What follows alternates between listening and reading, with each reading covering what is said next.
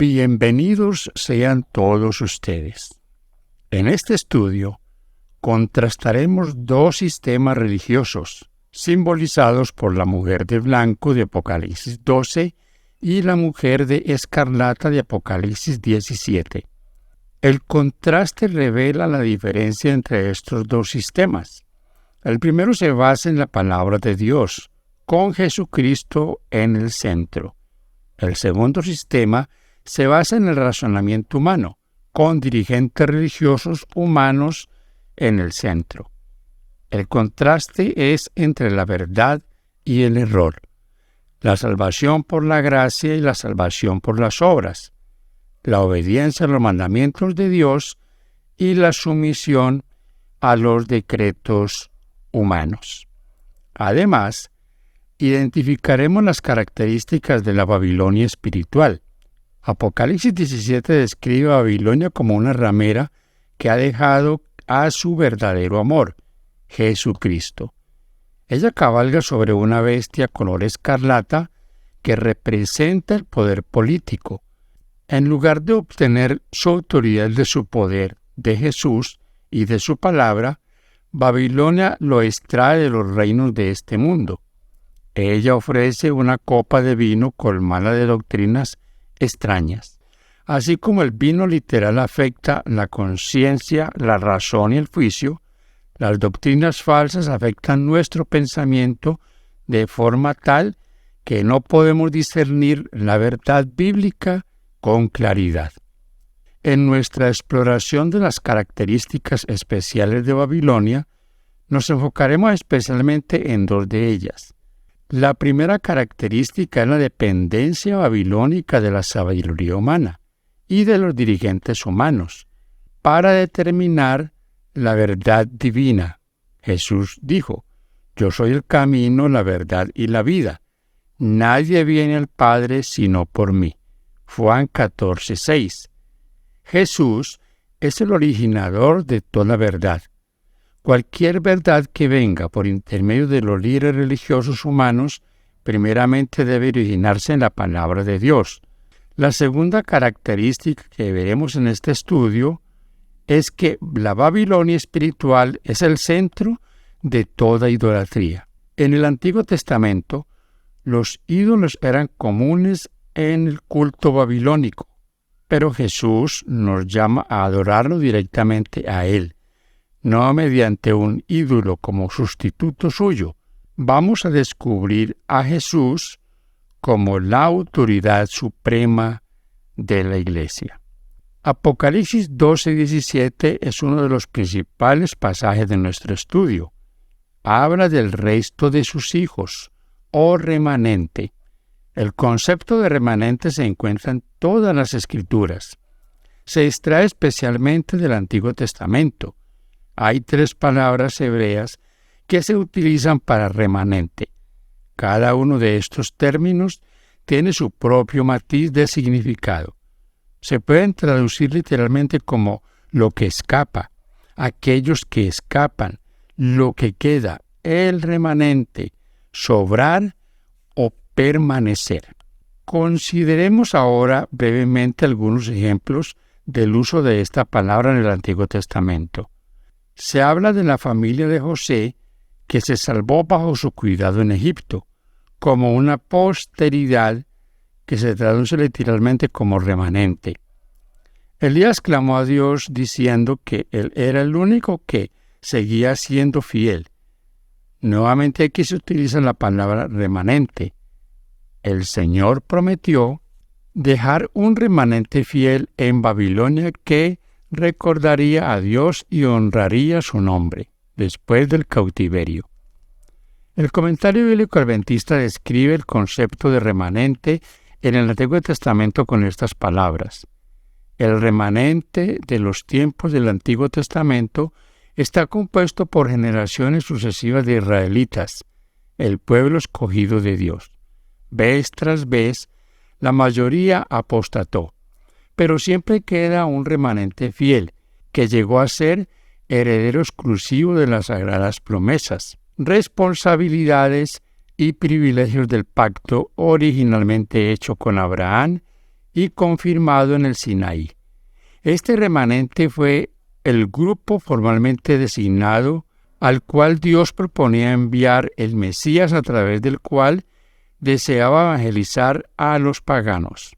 No consistía en individuos esparcidos, no importa cuán fieles fueran, sino que era una entidad colectiva, la organización visible de Dios, divinamente comisionada en la tierra.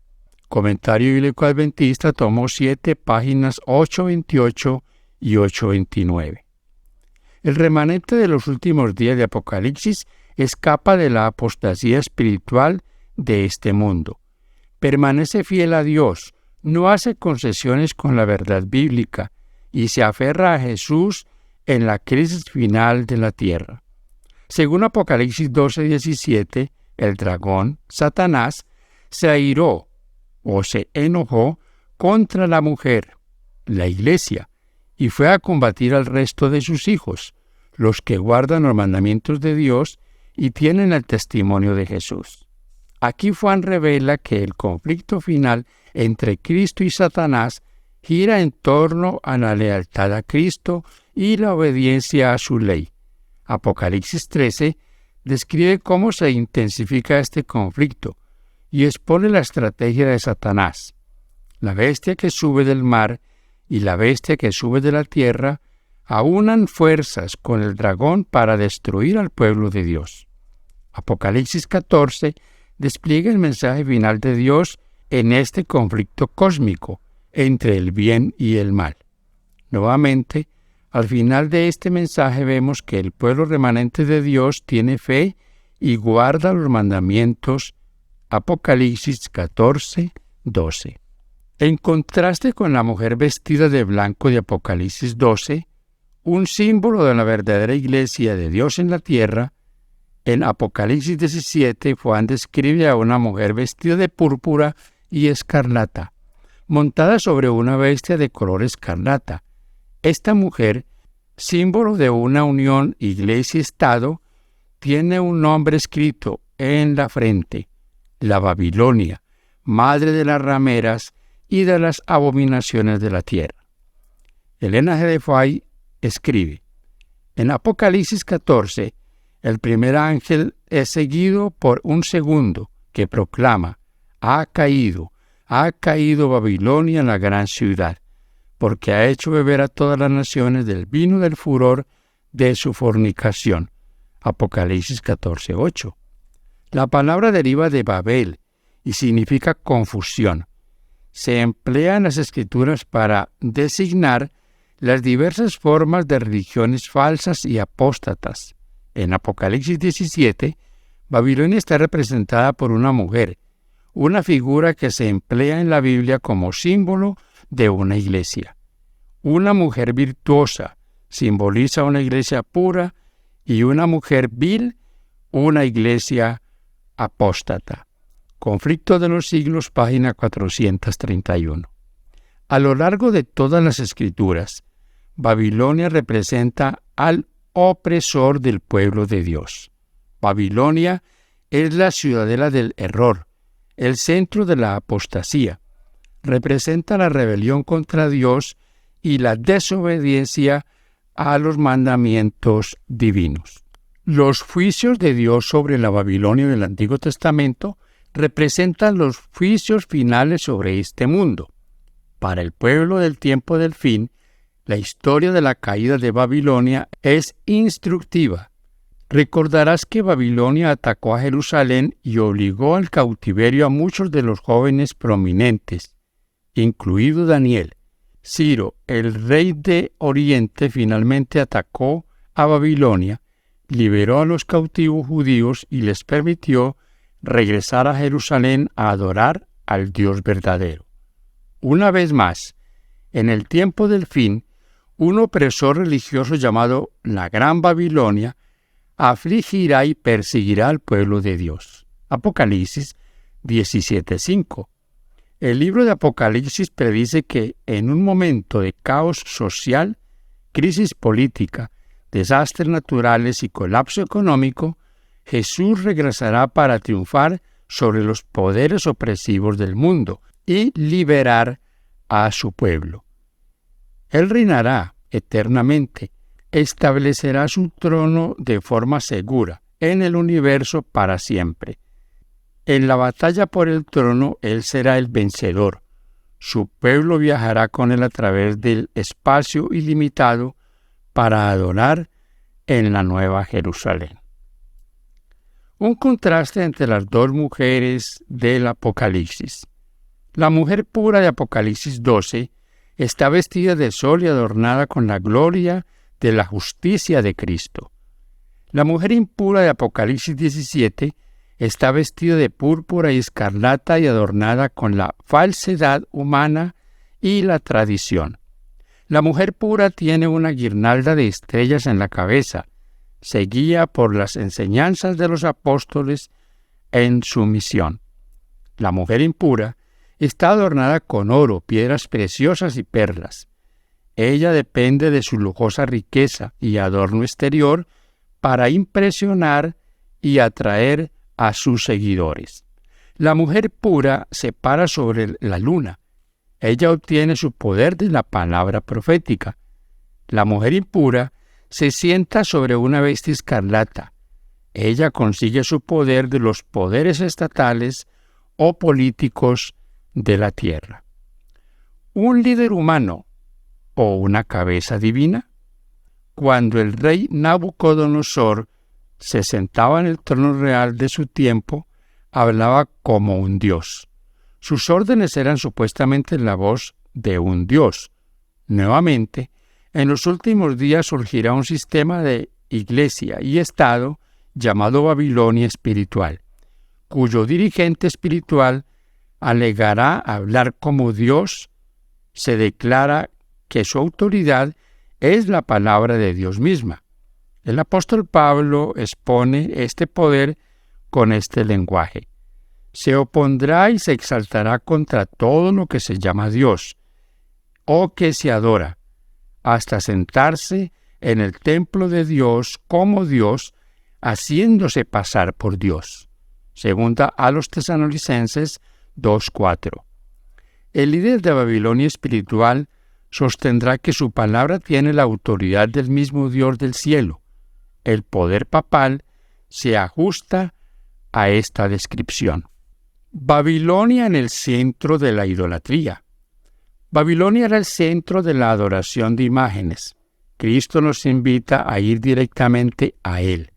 Las imágenes limitan la capacidad del Espíritu Santo para grabar en nuestra mente los asuntos de la eternidad.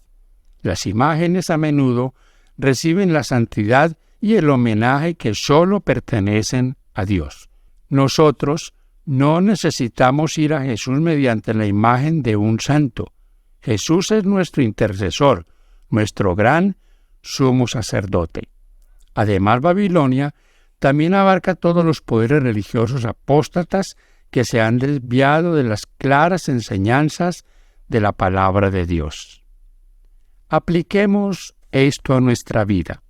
Este estudio es más que un discurso teórico sobre la identidad de la verdadera iglesia y de la estrategia de Satanás para destruir al pueblo de Dios. Hay al menos 3 lecciones sumamente importantes para que los alumnos las tengan en mente. Número 1. Jesús y su palabra son nuestra única salvaguardia en la crisis que se avecina. Debemos estar cimentados en Jesús y en las Escrituras. Jesús y su palabra son nuestra defensa segura, lugar de refugio inexpugnable y nuestra seguridad en la crisis que se avecina. Interiorizar esto lleva a preguntas de vital importancia. ¿Está mi vida totalmente anclada en Cristo? ¿Cómo puedo estar seguro? ¿Dependo de Él y en las decisiones diarias de la vida? Si la respuesta es no, ¿por qué? ¿He puesto mis afectos en las cosas de arriba, no en las de la tierra? Colosenses 3, 1 y 2. ¿Qué puedo hacer para cambiar mis prioridades si no son lo que debiera ser o no están donde deberían estar? Segundo, Sin duda, nuestra salvación en la crisis que se avecina es saturar nuestra mente con la palabra de Dios. Se nos dice que en la crisis final, las falsificaciones se asemejarán tanto a la realidad que será imposible distinguirlas sin el auxilio de las Santas Escrituras. Por medio de su testimonio, debemos examinar toda declaración y todo milagro. Conflicto de los Siglos, página 651. Una pregunta importante es simplemente esta: ¿estoy llenando diariamente mi mente con la palabra de Dios y buscando fervientemente la dirección de su Espíritu Santo? Piensa en formas de dedicar más tiempo a la palabra cada día. ¿De qué manera compartir con otros lo que aprendes de la palabra de Dios puede ayudarte a fortalecer tu comprensión de la voluntad de Dios y tu compromiso de estudiar su palabra con mayor profundidad? Número 3. En preparación para la crisis venidera, debemos reconocer que Babilonia ha caído y que la Iglesia de Cristo finalmente triunfará.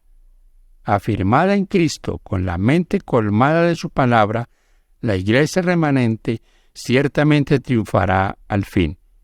Qué maravillosa esperanza te da este pensamiento a la luz de las pruebas venideras.